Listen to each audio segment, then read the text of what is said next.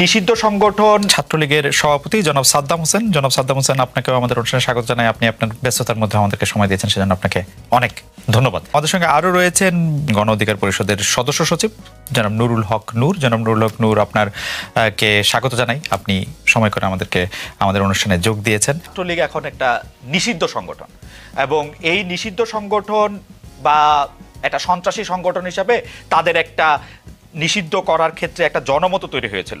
এইটা আপনি কিভাবে দেখেন? এটা প্রথমে আমরা ছাত্রলীগের পক্ষ থেকে সুস্পষ্ট বলেছি যে এটির কোনো যৌক্তিক ভিত্তি, কোনো আইনি ভিত্তি, কোনো নৈতিক ভিত্তি কোনো কিছুই নেই। এজন্য এটিকে আমরা থোড়াই কেয়ার করি, এটিকে আমরা ন্যূনতম অর্থে পরোয়া করি না। এবং সত্যিকার অর্থে যারা পাকিস্তান সামরিক বাহিনী মুক্তিযুদ্ধ চলাকালীন সময় বাংলাদেশ আওয়ামী লীগ সহ আমাদের বাংলাদেশ ছাত্রলীগের উপর নিষেধাজ্ঞা দিয়েছিল, তো যারা সামরিক স্বৈরশাসক, যারা বাংলাদেশের জনগণের উপর যারা জবরদখল করে কুক্ষিগত ক্ষমতা চাপিয়ে দিয়েছে, তারা যখন আমাদেরকে নিষিদ্ধ করে, আমরা মনে করি এই নিষিদ্ধ বাংলাদেশ ছাত্রলীগের জন্য ব্যাজ অব অনার, এটি আমাদের জন্য সম্মানের। এবং তারা মূলত এটি করেছে, তারা যেটি রিসেট বাটন, যেটি তারা বলেছে যে তারা আমাদের মুক্তিযুদ্ধের অঙ্গীকার, গণতান্ত্রিক অঙ্গীকার সবকিছুকে ধূলিসাৎ করে দিয়ে যেন নতুন করে 24 সালে বাংলাদেশের ইতিহাসের যাত্রা শুরু হচ্ছে, সেটি যে করতে যাচ্ছে, সেই রিসেট বাটন বাস্তবায়ন করার একটি প্রারম্ভিক লক্ষ্য হিসেবে তারা বাংলাদেশ ছাত্রলীগের উপর নিষেধাজ্ঞা জারি করেছে। এবং আরেকটি বিষয় মনে করি, সেটা হচ্ছে তারা যে আমাদের তারা তো প্রথম কথা হচ্ছে তাদের তো জনগণের ম্যান্ডেট নেই, তারা অগণতান্ত্রিক, অবৈধ এবং অসাংবিধানিক। এই অগণতান্ত্রিক শাসন ব্যবস্থার নিরাপত্তা নিশ্চিত করার জন্য তারা বাংলাদেশ ছাত্রলীগের উপর নিষেধাজ্ঞা আরোপ করেছে। এবং আরেকটি বিষয়, এই গণহত্যা, এই যে বিষয়গুলো উঠতে বসতে তারা সবসময় বলছে এই যে হত্যাকাণ্ডগুলো ঘটেছে, এবং আমরা যেটি মনে করি একটি হচ্ছে যে এটি ফৌজদারি অপরাধ, এটি আইনানুগ তদন্তের বিষয়। আমরা যেটি মনে করি সেটা হচ্ছে যে এটি সুস্পষ্টভাবে এই হত্যাকাণ্ডগুলোর সঙ্গে যারা সম্পৃক্ত রয়েছে তারাই আজকে ক্ষমতাসীন রয়েছে, সেই দায়টি আড়াল করার জন্য তারা বাংলাদেশ ছাত্রলীগের পর এই নিষেধাজ্ঞা এই অশুভ অস্ত্রটি প্রয়োগ করেছে বলে মনে করি। যে আকাঙ্ক্ষা নিয়ে আন্দোলন করে শেখ হাসিনার পতন ঘটানো হয়েছে এবং যে আন্দোলনে আসলে সবাই অংশগ্রহণ করেছে, কারণ এই সরকারের পতন, সেই আকাঙ্ক্ষা পূরণে ডক্টর ইউনূসের সরকার, আমরা এটাকে ডক্টর ইউনূসের সরকার বলবো না বৈষম্য বিরোধী ছাত্র আন্দোলনের সরকার বলবো আমি জানি না, কারণ তাদেরই দেখা যাচ্ছে, ডক্টর ইউনূসও বলছেন যে তারাই তাকে চাকরি দিয়েছেন। আপনি কত নম্বর দিবেন? এই সরকার কিন্তু সেটির দালিলিক প্রমাণই রেখেছে। এক হচ্ছে সংবিধান নিয়ে তাদের যে বক্তব্য, আমরা ইতিমধ্যে শুনেছি রাজনৈতিক মতামতের পার্থক্য থাকতে পারে, গণতান্ত্রিক দুর্বলতা ত্রুটি ভিত্তিতে নিয়ে আলাপ আলোচনা হতে পারে, আমাদেরও ত্রুটি বিচ্যুতি ভুলভ্রান্তি থাকতে পারে, সব বিষয় নিয়ে খোলামেলা আলোচনাকে আমরা স্বাগত জানাই। কিন্তু তারা আজকে যে বিষয়টিকে সামনে রেখে এই রিসেট বাটনের কথা নিয়ে এসেছে এবং তাদের কাজে কর্মে যদি আমরা সেটির প্রতিকায়ন আমরা দেখতে পাই, মুক্তিযুদ্ধের অঙ্গীকার, মুক্তিযোদ্ধাদের প্রতি বাংলাদেশের জনগণের যে সম্মাননা রয়েছে সেটিকে ধূলিসাৎ করা এবং 71 সালকে প্রতিস্থাপিত করার একটি প্রচেষ্টা, এবং আমাদের 71 সালের ব্যাপারে বাংলাদেশের জনগণের যে দৃষ্টিভঙ্গি, সেই দৃষ্টিভঙ্গিকে বদলে দেওয়ার একটি অপচেষ্টা আমরা দেখতে পাচ্ছি। গোটা বাংলাদেশের মানুষের সম্মিলিত যে লক্ষ্যগুলো ছিল, সেটি গণতন্ত্র হোক, সেটি শোষণ মুক্তি হোক, সেটি এক ধরনের ইনক্লুসিভ অন্তর্ভুক্তিমূলক সমাজ ব্যবস্থা প্রতিষ্ঠা হোক, সবকিছুকে আজকে ধূলিসাৎ করার যে প্রয়াস আমরা দেখতে পাচ্ছি। তো সুস্পষ্টভাবেই তারা আসলে এটিতেই তারা বিশ্বাস করে এবং আমাদের স্বাধীনতার অঙ্গীকারে তারা বিশ্বাস করে না বলে আমি মনে করি। আচ্ছা, আমি প্রশ্নটা করি, থ্যাংক ইউ। আমি প্রশ্নটা করি যে আওয়ামী লীগ সরকার পতনের পর আমরা খেয়াল করেছি যে ছাত্রলীগে থাকা ছাত্র শিবির নেতার আত্মপ্রকাশ ঘটতেছে নানাভাবে, এমনকি জুলাই আন্দোলনের সমন্বয়কও আমরা দেখতে পাচ্ছি যে ছাত্র শিবির নেতা। এই ধরনের কৌশলের কারণে গত 15 বছর শিক্ষা জীবন, ছাত্র রাজনৈতিক কেরিয়ার সবই আপনারা ঠিক রাখতে পেরেছেন, কিন্তু ছাত্রদলের অনেকে শিক্ষা জীবন, কেরিয়ার ধ্বংস হয়ে গেছে বিগত সরকার আওয়ামী লীগ ছাত্রলীগের নিপীড়নের কারণে। অনুপ্রবেশের এই রাজনীতি কি আপনাদের সাংগঠনিক সিদ্ধান্ত হয়েছে নাকি ব্যক্তিগত সিদ্ধান্তে? হ্যাঁ, এই ধরনের কিছু বিচ্যুতি অবশ্যই ঘটেছে এবং যে নামগুলো আসলো তারা বিভিন্ন সময়ে সামাজিক যোগাযোগ মাধ্যমে বাংলাদেশ ছাত্রলীগ সম্পর্কে প্রশস্তিমূলক প্রশংসা করেছে, ছাত্রলীগ কর্মীদের নানাভাবে দৃষ্টি আকর্ষণ করার চেষ্টা করেছে। ছাত্রলীগের সাংগঠনিক কাঠামোতে, যদিও আপনি যে দুজনের নাম বললেন, সাংগঠনিক কাঠামোতে তাদের কোনো অন্তর্ভুক্তি ছিল না।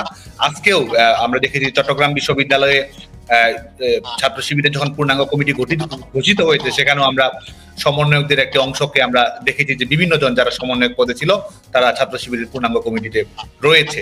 স্বাভাবিকভাবে আমরা দেখেছি যে একটি ছাত্র আন্দোলন, একটি ইস্যু ভিত্তিক আন্দোলন, সেই আন্দোলনের ব্যাপারে শিক্ষার্থীদের কমিটমেন্ট থাকে, শিক্ষার্থীদের দৃঢ়তা থাকে, শিক্ষার্থীরা সমস্যাটির সমাধান চায়, এটি একটি স্বাভাবিক বিষয়। এবং আমরা দেখেছি যে এই ইস্যুটিকে কিভাবে ব্যবহার করা হয়েছে এবং এই ইস্যুকে কেন্দ্র করে তারা যদি সত্যিকার অর্থেই ইস্যু ভিত্তিক আন্দোলনে থাকতো, ছাত্রদের প্রকৃত যে লক্ষ্য ছিল কোটা সংস্কার, সেই ব্যাপারে যদি তারা কমিটেড থাকতো এবং ছাত্রদেরকে ভিন্ন খাতে প্রবাহিত করার যদি তাদের ব্যাপারে ভিন্ন খাতে প্রবাহিত না করার জন্য তাদের কোনো লক্ষ্য থাকতো, তাহলে কিন্তু এই পরিচয়টি আড়াল করার কোনো, প্রথম কথা হচ্ছে যে এই আমরা কিন্তু এই কোটা ইস্যুর আন্দোলনে বাংলাদেশ ছাত্রলীগও আমাদের জায়গা থেকে আমরা দায়িত্বশীল ভূমিকা পালন করার চেষ্টা করেছি। শিক্ষার্থীরা জানে আজকে বাংলাদেশ ছাত্রলীগ সম্পর্কে যতই এক ধরনের নিষেধাজ্ঞা দেওয়া হোক, বাংলাদেশ ছাত্রলীগ সম্পর্কে যতই প্রোপাগান্ডা পরিচালনা করা হোক, শিক্ষার্থীরা কিন্তু জানে যে কোটা সংস্কারের ব্যাপারে বাংলাদেশ ছাত্রলীগের আন্তরিকতা। বাংলাদেশ ছাত্রলীগ কোটা সংস্কার করার জন্য সংশ্লিষ্ট সকল পক্ষের সঙ্গে কথা বলা, আইনগতভাবে বিষয়টি মোকাবেলা করা, সরকারের কাছে বিষয়টি তুলে ধরা এবং এটির সমাধান নিয়ে আসা। বাংলাদেশ ছাত্রলীগ এটির মধ্যেই সীমাবদ্ধ ছিল। কিন্তু আমরা যেটি দেখতে পেয়েছি যা, এবং আজকে যে যারা স্বীকারোক্তি দিচ্ছে যে আজকে তারা বলছে সশস্ত্র বিপ্লবের জন্য প্রস্তুত ছিল, তারা বলছে তারা এই পুলিশ হত্যা করা, শিক্ষার্থীদের হত্যা করা, এই ধরনের সেন্সিটিভ কিলিং গুলো না হলে তারা এই ধরনের পরিস্থিতি তৈরি করতে পারতো না, এগুলো তারা বলছে। আর আমরা বাংলাদেশ ছাত্রলীগের, কিংবা শুধু বাংলাদেশ ছাত্রলীগ নয়, আমরা যদি বাংলাদেশের ছাত্র রাজনীতি সম্পর্কে যদি আমরা একেবারে বিশদভাবে খেয়াল রাখি, তাহলে দেখবো যে এই যে ইন্ট্রেন্স ইন ডিসগাইজ, এক ধরনের অনুপ্রবেশের মাধ্যমে ছদ্মবেশ, এক ধরনের ভিন্ন রূপ ধারণ করে অনুপ্রবেশ ঘটানো, এটি বাংলাদেশ ছাত্রলীগ এটি শিকার হয়েছে। অন্যান্য প্রগতিশীল ছাত্র সংগঠনগুলোর অভ্যন্তরেও কিন্তু এ ধরনের মৌলবাদী সংগঠনগুলোর অনুপ্রবেশ ঘটেছে। শুধু তাই নয়, সামাজিক সাংস্কৃতিক সংগঠনগুলো, বিভিন্ন সমিতিগুলো, এগুলোতেও কিন্তু এই এদের অনুপ্রবেশটি আমরা দেখেছি। জনাব নুরুল হক নুরের কাছে জানতে চাইবো যে গত ৬-৭ বছরের হিসাব করলে একক হিসাবে ছাত্রলীগের হাতে মার খেয়েছেন সবচেয়ে বেশি আপনি। ৬-৭ বছর তাদের নিগ্রহের শিকার হয়েছেন, জীবনের ঝুঁকির মধ্যে পড়েছেন। যারা আপনাকে বিভিন্ন সময় মেরে ফেলতে চেয়েছে, সে ছাত্রলীগ এখন একটা নিষিদ্ধ সংগঠন, এবং এই নিষিদ্ধ সংগঠন বা একটা সন্ত্রাসী সংগঠন হিসাবে তাদের একটা নিষিদ্ধ করার ক্ষেত্রে একটা জনমত তৈরি হয়েছিল। এই নিষিদ্ধের দাবির পক্ষে আপনিও ছিলেন কিনা জনাব নুরুল হক নুর? এখন এখানে গণ অভ্যুত্থানের পরে গণমানুষের এতটা এই আওয়ামী লীগ এবং তার অঙ্গ সংগঠন ছাত্রলীগ, যুবলীগ সহ এই ফ্যাসিবাদের দোসর, তাদের প্রতি ঘৃণা তৈরি হয়েছে। মানুষ আসলে তাদের নামটাও শুনতে চায় না। তো যার ফলে আমরা লক্ষ্য করেছি যে আমাদের নেতাকর্মী সহ বড় একটা অংশের মানুষ, বিভিন্ন রাজনৈতিক দল, তারা বলছে যে যেখানে জার্মানি কিংবা ইটালির মতো দেশে ফ্যাসিবাদের কারণে মুসোলিনির পার্টি কিংবা হিটলারের নাৎসি পার্টি নিষিদ্ধ হয়েছে, সেখানে বাংলাদেশে আওয়ামী লীগ এবং আওয়ামী লীগের যে সবচেয়ে সন্ত্রাসী সংগঠন এবং হাতুড়ি হেলমেট বাহিনীর যারা তাণ্ডব চালিয়েছিল এই আন্দোলন সহ গত ১.৫ দশকে, সেখানে ছাত্রলীগ এবং যুবলীগ ছিল অগ্রণী ভূমিকায়।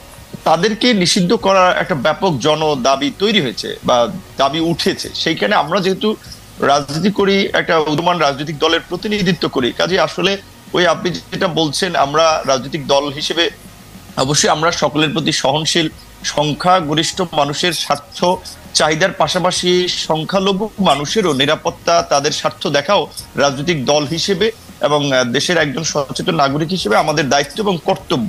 তো এই রাজনৈতিক দল সহ বিভিন্ন মানুষের যে দাবিটা উঠেছে যে আওয়ামী লীগ এবং ছাত্রলীগ, যুবলীগকে নিষিদ্ধ করা, আমরা যদি তার বাইরে আসলে অবস্থান নেই, সেক্ষেত্রে আমরা কিন্তু রাজনৈতিক দল হিসেবে জনমত হারাবো এবং বর্তমান সময়ের প্রাসঙ্গিকতা হারাবো। কাজে আমাদের কিন্তু এই জনগণের দাবির সাথে থাকতে হচ্ছে, এবং ছাত্রলীগকে তো ইতিমধ্যেই নিষিদ্ধ করেছে। তবে আমার ব্যক্তিগত মতামত হচ্ছে যে ওই শেখ হাসিনা বা আওয়ামী লীগ যে প্রক্রিয়ায় আপনার একটা প্রজ্ঞাপন জারি করে নিষিদ্ধ করেছে, আমি মনে করি সেই প্রক্রিয়ায় না গিয়ে বরঞ্চ তাদের বিরুদ্ধে বিভিন্ন ধরনের শুনানি, তাদের অপকর্ম, যে ছাত্রলীগকে কেন নিষিদ্ধ করা প্রয়োজন, গত ১৫ বছরে যে ছাত্রলীগের অপকর্ম, সেগুলো তুলে ধরলে ছাত্রলীগকে ১০০ বছর এমনি নিষিদ্ধ করা যায়। কিংবা আওয়ামী লীগের যে অপকর্ম, কিন্তু জনাব নূর, প্রজ্ঞাপন করে যদি নিষেধই না করা হবে, তাহলে এই সরকার বা এই সরকারের লোকেরা এত সেন্সিটিভ কেন ওই অঞ্চল, ওই পক্ষের কোনো একটা কথা শুনতে? যেমন ধরেন, আমি আমার উদাহরণ দিই। গতকাল আমি ছাত্রলীগের, নিষিদ্ধ ঘোষিত ছাত্রলীগের সভাপতি সাদ্দাম হোসেনকে ডাকলাম। এই সরকারের লোকজনে মনে হইল ও আয়সা একটা তথ্য দিবে, ও আয়সা একটা কথা বলবে, তারা পুরো পৃথিবী ঘুরে যাবে। আমি বিরক্ত হয়েছি হচ্ছে যে আইনটাকে আমি আগে দেখি নাই, দেখছি, কিন্তু আইনটা দেখার পরেও আমি বুঝছি, যখন আপনি মানে একটা সাংবাদিক ভিকটিমের পক্ষে দাঁড়াবে, ভিকটিমের জায়গা থেকে যদি কেউ মনে করে তাকে একটা প্ল্যাটফর্ম দেওয়া হচ্ছে, সাংবাদিকের এথিক্যাল জায়গা হচ্ছে তাকে এটা না দেওয়া। হাওয়েভার তারা কিন্তু কারো কথাই শুনবে না, কারো কথাই জায়গা দিবে না, তাহলে তারা এটা কেমনে করবে?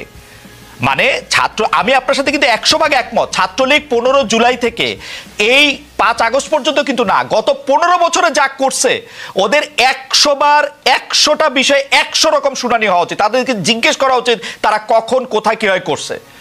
সাদ্দাম হোসেনকে জানতে চাওয়া উচিত যে 5 আগস্ট সে কোথায় ছিল, কেমনে পালাইলো, এটা জানতে চাওয়া উচিত সাদ্দাম হোসেনের কাছে। সেইটা আমি ট্রাই করছিলাম, কিন্তু ওনারা এটা পছন্দ করলো না। আপনারা এটা পছন্দ করলেন, এটা কেন, কারণটা কি?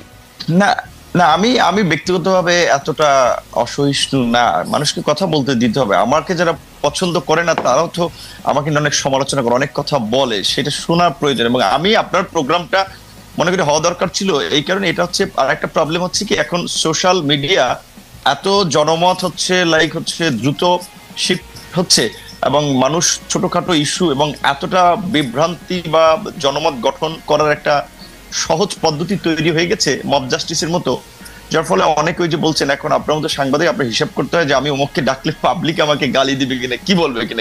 না, আমি কেয়ার করি না পাবলিকের গালি, আমি কেয়ার করি না নূর। পাবলিকের গালি আপনি কেয়ার করেন, আপনি খেয়াল করেন নূর, পাবলিকের গালি আমি কেয়ার করি না। আপনি খেয়াল করে দেখেন 50টা জায়গা থেকে 50টা মামলা হবে এই আওয়ামী লীগের বানানো একটা ল দেয়া 50টা জায়গা থেকে। তো এই হ্যারাসমেন্টটা, বাংলাদেশে আমার অপারেশন আছে, আমি আমেরিকায় রেজিস্টার্ড হইতে পারি, বাংলাদেশে আমার অপারেশন আছে, সেখানে আমার রেজিস্টার্ড হতে হবে। তো সেগুলো আমি কেন এই হ্যারাসমেন্টটা নিব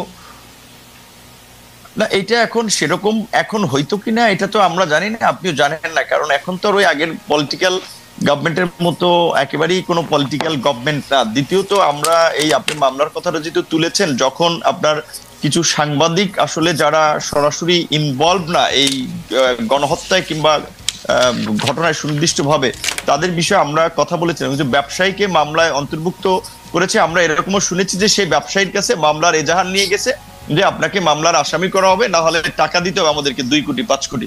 তো এখন এই মামলা নিয়ে কিছু লোক ব্যবসা করেছে, এবং এমনও শুনেছি যে যারা আপনার হত্যাকাণ্ডের শিকার হয়েছে সেই পরিবারকে কিছু সহযোগিতা দিয়ে আপনার সাদা কাগজে তারা স্বাক্ষর নিয়ে এসেছে এবং এজাহারটা মনমতো সাজিয়েছে।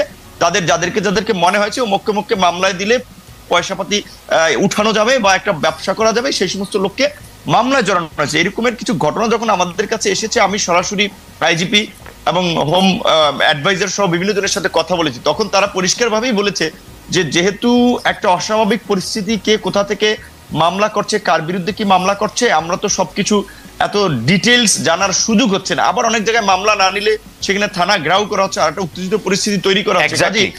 গ্রেপ্তার করলে যাচাই বাছাই করেই গ্রেপ্তার করা হবে। তো সেই ক্ষেত্রে এইটা আমি আপনার সাথে ওইখানে আপনার কথাটার আর কি উত্তর দিচ্ছি যে আগের মতো যে 64 জেলা আপনি কথা বললেই মামলা হবে, এইটা আমি ব্যক্তিগতভাবে মনে করি না। কারণ আপনার অনেক অপোজিশন লেভেলেও আপনার অ্যাকসেপ্টেন্সি আছে, ধরেন এর আগে যারা গভর্নমেন্ট ছিল তাদের লেভেলেও নূর, আমার কথাই হইতেছে না নূর, আমার কথাই হইতেছে না নূর। আমি বলি এটা পার্সোনাল, সেটা তো আমরা দেখেছি নূর। পার্সোনাল ঘটনাকে কেন্দ্র করে তো মানুষকে জাস্টিফাই করার সুযোগ নাই যে সে একটা অন্যায় করে ফেলছে, যা সে ফেসিবাদের দোষর হয়ে যাচ্ছে। এই যে আপনার একটা ট্যাগিং প্রবণতা এটা এখনো আছে, এটা খুব দুঃখজনক।